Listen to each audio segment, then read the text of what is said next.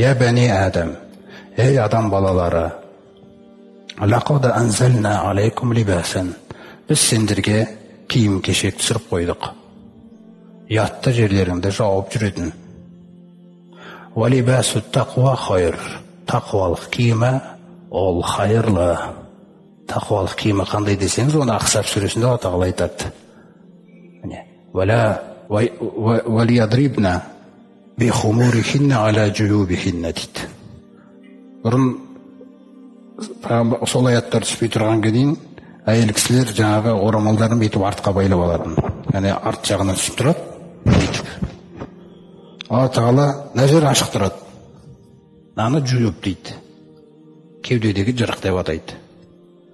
Ана жырықтарыңа қарай түсіріңдер дейді. Сосын ол кимешек жаулық болып түседі. Өзгертті Алла Тағала. Арттарында ғана емес, алдарында қоса жабыңдар дейді. Кимешек жаулық деген нәрсе сол өзі.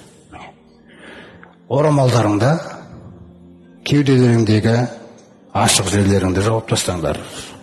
Ла юбдина зинатахунна. Жаңағы әсем жерлеріңді көрсетпеңдер. Әсем жер дегенде өзі тәні. Ата солай жаратылған ол. Көрдіңіз ба? Көрсетпе дейді оны. Тозақтан сақта дейді. Аман есен алып кел сол бетінде. Міне, сол нәрсе, өйткені сен қымбатсың дейді маған. Мен сені қимаймын дейді неге. Соны түсіну керек әйел адам. Көрдіңіз ба? Саған мұсылманмын дегеннен кейін қимаймын дейді сені ондай ашық-шашық жүруіңе дейді. Алланың қимайтын махаббатын түсінбеген көп әйел адамдар мысалы өзіңіз ойлаңыз. Сол нәрселерді түсіндірілу керек. Вала ядрибна би арджулухинна. Ана әйелдеріңе жаңағы аяқтарыңа да сондай тық-тық етіп ұрылатын бір нәрселерді киіп алмаңдар. Ли юғлама ма юхфина мин зинатихинна. Жаңағы өздерің бойларыңдағы тәндеріңді, сәндеріңді білдіртіп қоятындай аяқтарыңмен ұра бермеңдер дейді. Алла Тағала күллі қылықтарды біледі. Көрдіңіз ба? Сол қылықтарды тыйып жатыр. Алып таста дейді мына өміріңнен. Алып таста ана модаңнан. Сенің модаңды мен жасаймын дейді.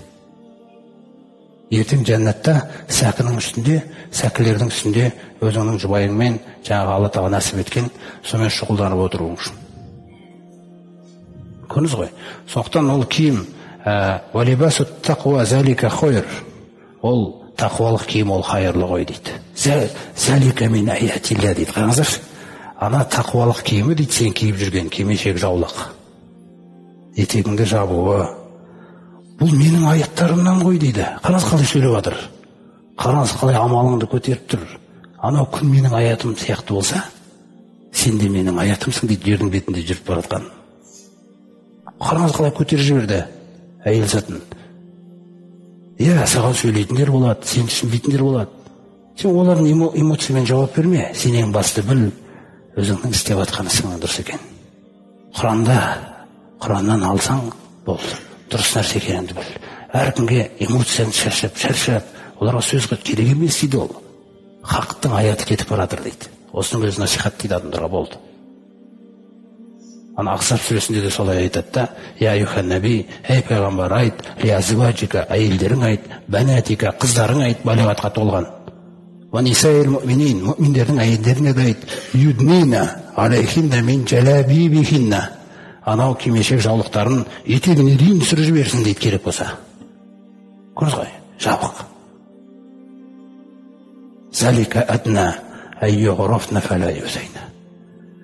Ең жақсы жол Алланың тәрбиесіндегі әйел заты кетіп баратыр деп білінуің үшін дейді. Қарасаңызшы. Жердің бетінде Алланы көрмей, Алланың тәлім тәрбиесіндегі әйел адам кетіп бара жатыр. Көрінсін дейді осылай. Міне, саған зиян тигіземейді дейді ешкім. Көрдіңіз бе? Ешкім саған көзін сүзе алмайды. Сен ұнамайсың оның көзіне. Ол ақыретті түсінбегеннен кейін. Ол солай болу керек. Сен оның көзіне ұнамау керексің. Сол үшін жауып қойдым дейді мен сені. Көрдің бе? Ал енді басқалар ашық-шашық жүргенде, оның күллісі көзімен де, сөзімен де, қалдағымен де әзілдеп зиян тигізіп жатыр дейді. Олар түсінбейді дейді. Олар оның бәрін жаңағы бір өмірдің сондай бір заңдылығы деп жүр дейді. Сол сияқты Алла Тағаланың тәрбиесі таза. Осылайша тақуалық киімі ең хайырлысы дейді.